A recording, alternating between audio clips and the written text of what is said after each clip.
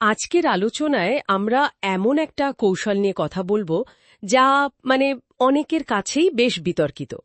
কিভাবে অন্যের কাজের কৃতিত্ব নিয়ে নিজের প্রভাব বাড়ানো যায়।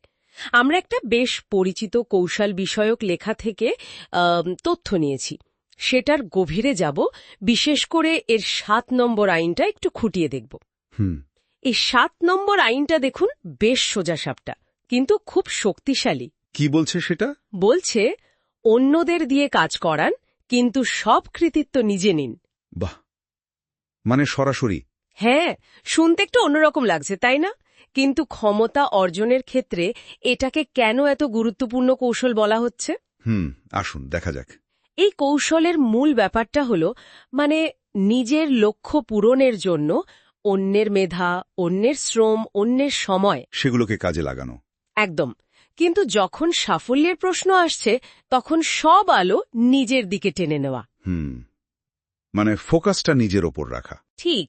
লেখাটা বলছে এর সুবিধা হলো কম পরিশ্রমে অনেক বেশি ফল পাওয়া যায়, আর নিজেকে সবার চোখে খুব দক্ষ আর প্রভাবশালী হিসেবে দেখানো যায়।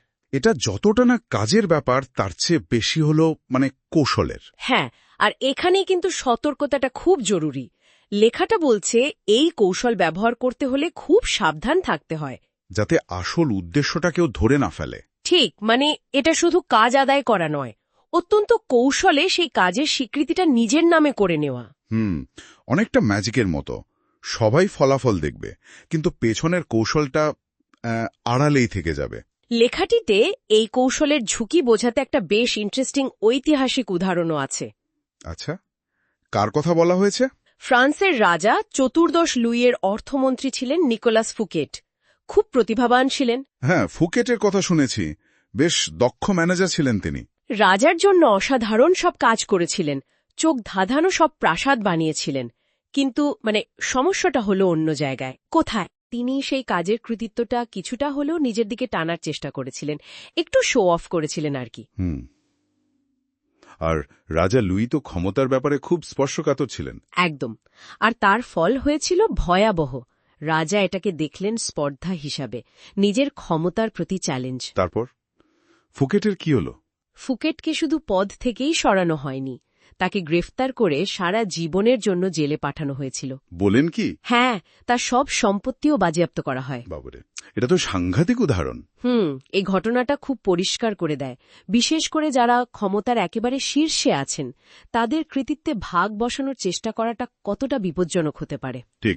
এখানে কৃতিত্ব দেওয়া নেওয়াটা শুধু কাজের স্বীকৃতি নয়, এটা ক্ষমতার ভারসাম্যেরও একটা অংশ হয়ে দাঁড়ায়। কিন্তু বিষয়টা কি সবসময় এত কালো সাদা?